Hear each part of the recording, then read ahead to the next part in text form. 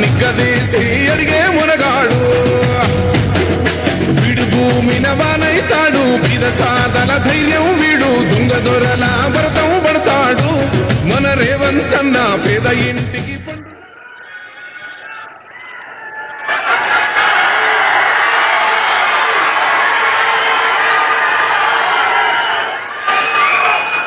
మిత్రులారా,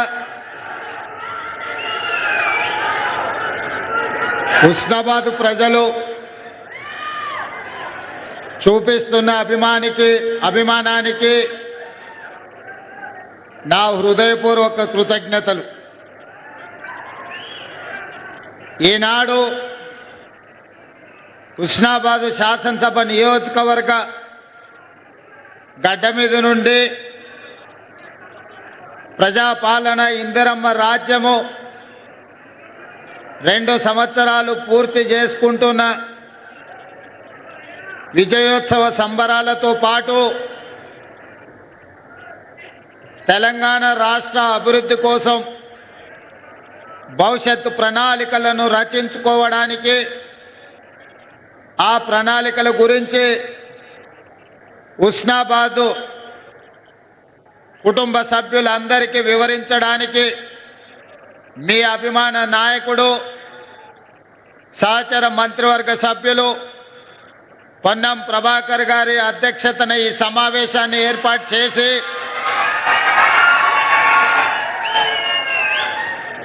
ఈ కార్యక్రమంలో నాతో పాటు ముఖ్య అతిథులుగా కరీంనగర్ ఇన్ఛార్జ్ మంత్రివర్యులు తుమ్మల నాగేశ్వరరావు గారు, మిత్రులు, మీ అందరి అభిమాన నాయకుడు, ఎన్నాళ్ళుగానో మీకు సేవలు అందిస్తున్న 2వ తరం మంత్రివర్గ సభ్యులు దుద్దిల్ల శ్రీధర్ బాబు గారు, అదేవిధంగా కరీంనగర్ జిల్లాకే కాదు దేశ స్థాయిలో కాంగ్రెస్ పార్టీకి సేవలు అందించిన కాకా వెంకటస్వామి గారి తనయుడు గడ్డం వివేక్ వెంకటస్వామి గారు, అదేవిధంగా మిత్రులు కార్యకర్త నుంచి మంత్రిగా ఎదిగిన అడ్లూరి లక్ష్మణ్ గారు, అదేవిధంగా మాజీ కాంగ్రెస్ పార్టీ అధ్యక్షులు మాజీ రాజ్యసభ సభ్యులు వి హనుమంతరావు గారు,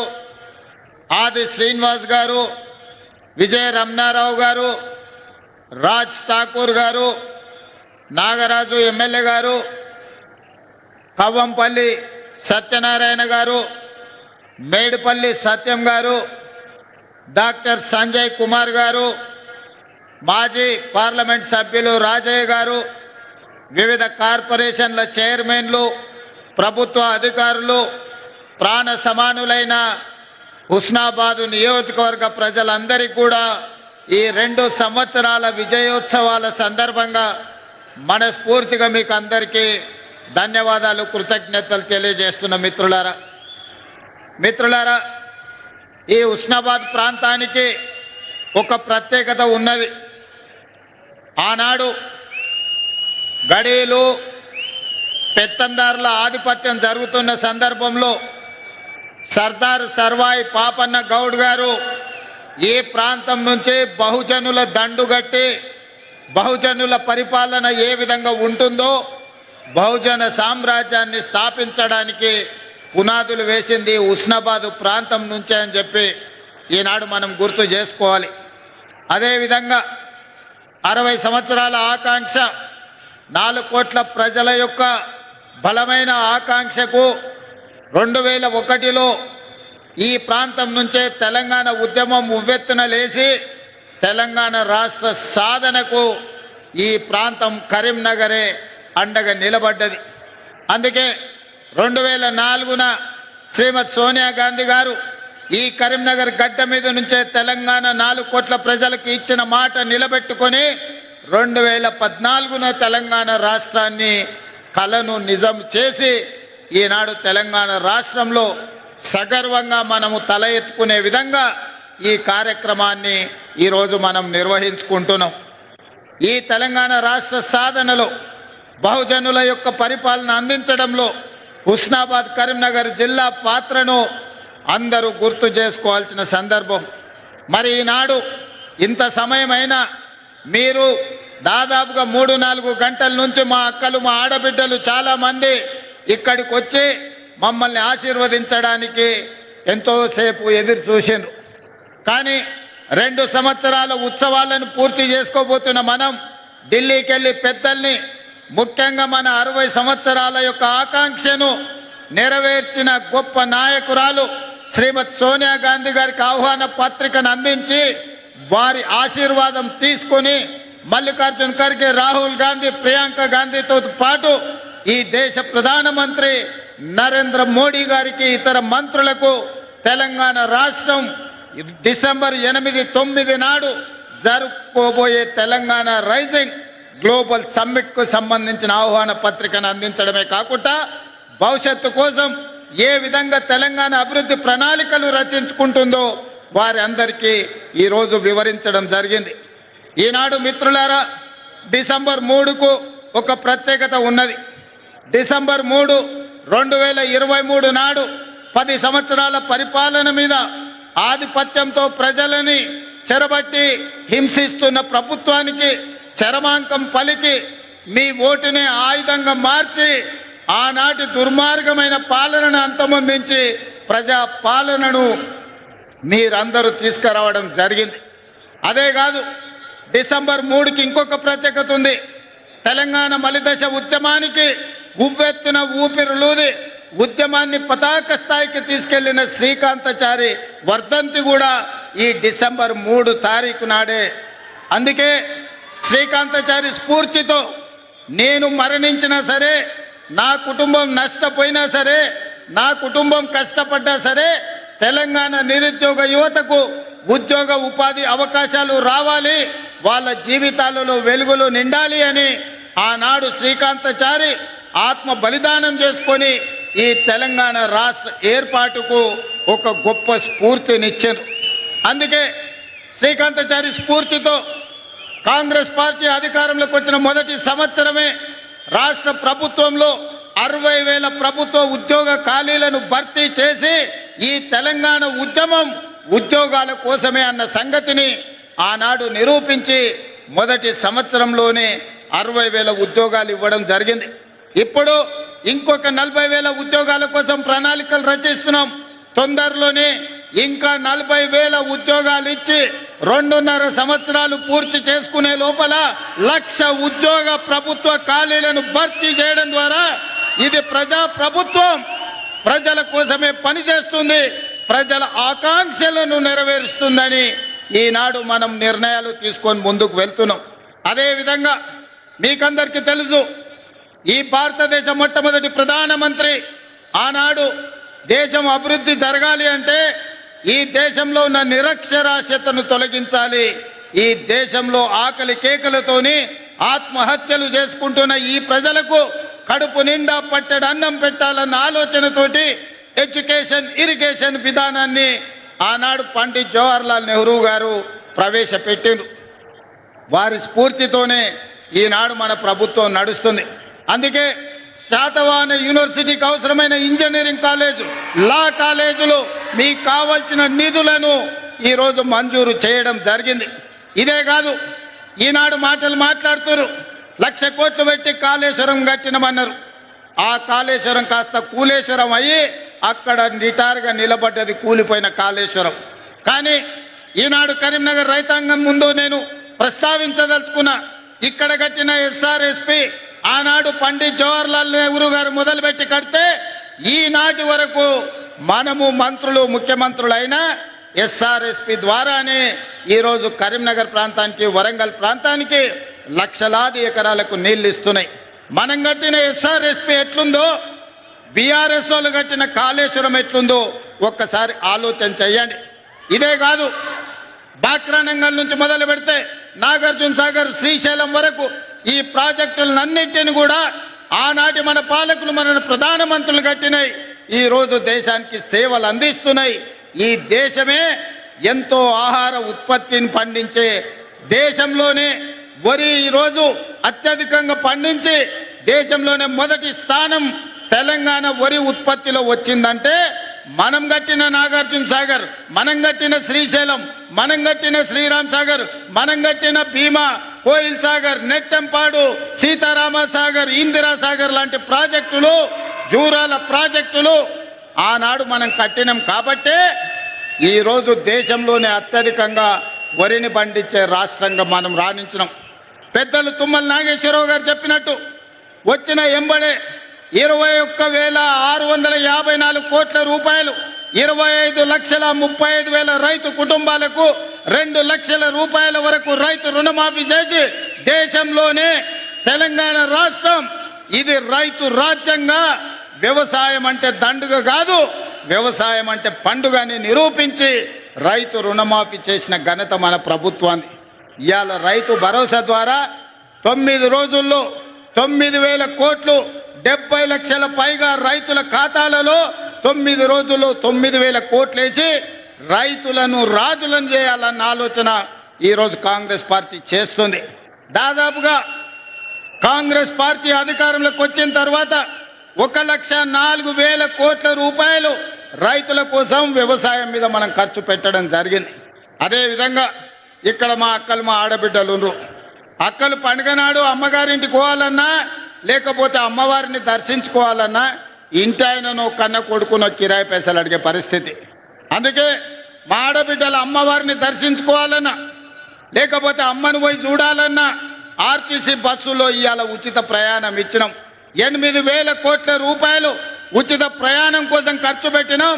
దానికి మీ అభిమాన నాయకుడు ఇక్కడి శాసనసభ్యుడే పొన్నం ప్రభాకర్ గారి మంత్రివర్గంలో ఈరోజు ఆడబిడ్డలకు ఉచితంగా బస్సు ప్రయాణం. అందరు అనుకుంటుండొచ్చు మా అక్కలు ఉచిత బస్సులనే తిరుగుతున్నారని. ఉచిత బస్సులో తిరగడం కాదు, మా అక్కలకు 1000 బస్సుల యజమానులను చేసినాం. ఇవాళ స్వయం సహాయక సంఘాలు బస్సులు కొని ఆర్టీసీకి కిరాయి పెట్టి వందలాది బస్సులకు ఇవాళ మా ఆడబిడ్డలు యజమానులు అయ్యారు. అదాని అంబానీలు ఉత్పత్తి చేసే సోలార్ పవర్ ప్లాంట్లు ఈరోజు మా ఆడబిడ్డలకు ఇచ్చినాం. ఇదే కాదు, అడిగిన వాళ్ళందరికీ రేషన్ కార్డులు ఇచ్చినాం. ఆయల్ల ప్రభుత్వంలో రేషన్ కార్డు కావాలంటే అదో పెద్ద పైరవి, దొరగడి ముందల చేతులు కట్టుకొని నిలబడాల్సిన పరిస్థితి. కానీ మనం వచ్చిన తర్వాత అడిగిన ప్రతి కుటుంబానికి, పెళ్ళైన ప్రతి ఆడబిడ్డకు అమ్మగారింటి కాడి నుంచి అత్తగారింటికి పోతే రేషన్ కార్డు అప్పటికప్పుడే ఇచ్చి ఆ కుటుంబాలను ఆదుకున్నాం. ఆనాడు దొడ్డు బియ్యం ఇస్తే పశువులకు దాన పెట్టేది. కానీ ఇవాళ మనం ప్రతి వాళ్లకు 3,10,00,000 మందికి సన్న బియ్యాన్ని ఈరోజు మనం పంచుతున్నాం. ప్రతి ఇంట్లో ఈనాడు సన్న బియ్యం వండుకొని సంటి పిల్లలకు తినిపించి ఈరోజు మా ప్రభుత్వం ఇందిరమ్మ రాజ్యంలో మేము సన్న బియ్యం తింటున్నాం, మాకు వస్తున్నాయని మా అక్కలు చెప్తున్నాం. అదే కాదు, ఆ ఎల్ల కరెంటు బిల్లు అవతల రూమ్లు ఉంటే యువతల, యువతల రూమ్లో ఉంటే అవతల బంద్ చేసుకునేది. జరసేపు ఫ్యాన్ వేసుకుంటే జరసేపు ఆపుకునేది. ఎందుకంటే కరెంటు బిల్లుల కష్టం ఉండే. అందుకే ఇవాళ పేదవాళ్ళు ప్రశాంతంగా ఉండాలి అని అంటే ప్రతి పేదవాడి ఇంటిలో వెలుగులు నిండాలి అని ఈరోజు 200 యూనిట్ల వరకు ప్రతి పేదవాడి కుటుంబంలో దాదాపుగా 50 లక్షల కుటుంబాలకు 200 యూనిట్లు ఈనాడు ఉచితంగా కరెంట్ ఇస్తున్నాం. ఇదే కాదు, ఇల్లు లేని వాళ్లకు ఇల్లు ఇవ్వాలని ఇందిరమ్మ ఇల్లు ఇప్పటికే 4.5 లక్షల ఇల్లు మంజూరు చేసినాం. 22,500 కోట్ల రూపాయలు ఈరోజు పేదల ఇళ్లకు ఖర్చు పెడుతున్నాం. ప్రతి గ్రామాన ఇవాళ ఇందిరమ్మ ఇండ్లు నిర్మించుకుంటున్నారు పేదవాళ్ళు. అందుకే ఈనాడు ఆడబిడ్డల మంచి కోసం, రైతుల మేలు కోసం, నిరుద్యోగ యువత యొక్క భవిష్యత్తు కోసం తెలంగాణ రాష్ట్రాన్ని అభివృద్ధి పదం వైపు నడిపించుకుంటున్నాం. అందుకే 2 సంవత్సరాలు పూర్తి చేసుకుంటున్న సంబరాలు చేసినాం. ఈరోజు ఒక్క మాట అడగదలుచుకున్నా ఉస్నాబాద్ నియోజకవర్గ ప్రజల్ని. ఒక పక్కన గజ్వేల్ ఉంది మీకు, ఇంకో పక్కన సిరిసిల్ల ఉంది, ఆ పక్కన సిద్దిపేట ఉంది. ఈ 3 నియోజకవర్గాలల్లో దేవుళ్ళు ఏమైనా పరిపాలిస్తుర్రా? గత 10 ఏళ్ళు ఈ ఉస్నాబాదు, అంతకంటే ముందు కూడా టీఆర్ఎస్ వాళ్ళు ఎమ్మెల్యేలు ఉన్నారు కదా, ఆడ మొదలుపెట్టిన రంగనాయక సాగర్ పూర్తవుతుంది, కొండపోచమ్మ పూర్తవుతుంది, మల్లన్న సాగర్ పూర్తవుతుంది. ఆ నియోజకవర్గాలు నిధులు వరదలై పారుతాయి. కానీ ఉస్నాబాద్లో మొదలుపెట్టిన మీ గండిపల్లి రిజర్వాయర్ కానీ, గౌరెల్లి రిజర్వాయర్ కానీ ఎందుకు పూర్తి చేయలేదో ఆలోచన చేయండి. కానీ కేసీఆర్కు సెంటిమెంట్ హుస్నాబాద్. సతీష్ బాబు మావోడే, మా ఇంటి మనిషే, ప్రచారం ఇక్కడి నుంచే మొదలు పెడతా అన్నాడు. అయ్యా, ప్రచారం మొదలు పెట్టడానికే నీకు హుస్నాబాద్ కావాల్సి వచ్చింది, కానీ నిధులు ఇవ్వనీకే నీకు హుస్నాబాద్ కాలేదా? ఈ ఆదర్శ గ్రామం అని ఒకటి తీసుకున్నావు, దానికి ఏం చేసినావు అని నేను అడుగుతున్నా. అందుకే ఇవాళ మా మిత్రుడు మా పొన్నం ప్రభాకర్ గారు, నువ్వు గౌరెల్లిని గుండపల్లిని పూర్తి చేయాలన్నారు. ఎన్ని నిధులైనా ఇచ్చి తొందరలోనే మీకు గౌరెల్లి రిజర్వాయర్ పనులన్నిటినీ పూర్తి చేపించే బాధ్యత ఈ ప్రభుత్వం తీసుకుంటుంది, కాంగ్రెస్ పార్టీ తీసుకుంటుంది. అదేవిధంగా మీ ఎమ్మెల్యే గారు చాలా ఇచ్చినా ఇంకేం ఆడాడు అనుకొని వచ్చిన. మీకు కాలేజీలు ఇచ్చినా, యంగ్ ఇండియా ఇంటిగ్రేటెడ్ స్కూళ్ళు ఇచ్చినా, మీకు రోడ్లు ఇచ్చినా, చాలా ఇచ్చినాక మా పొన్నమన్న సంతోషంగా ఉంటాడు అనుకున్నా. అది అయిపోయింది, ఇచ్చింది అయిపోయింది, మళ్ళీ ఏం తెస్తావో చెప్పని మళ్ళీ కొత్త కాగితం ఇచ్చిండు. దీంట్లో చాలా ఉన్నాయి. హుస్నాబాద్కు రింగ్ రోడ్డు కావాలన్నాడు, ఇంకా చాలా రాసిండు. ఇక్కడ అన్నిటినీ ప్రభుత్వ పాఠశాలలకు నిధులు కావాలన్నాడు. అదేవిధంగా పట్టణం చుట్టూ రింగ్ రోడ్డు అడిగిండు, మున్సిపాలిటీకి అండర్ గ్రౌండ్ డ్రైనేజ్ ఏదో అడిగినట్టుండు. అదేవిధంగా చాలా వాటికి తాగునీటి నీళ్ళ కోసం కూడా ఇవాళ నిధులు అడిగిండు.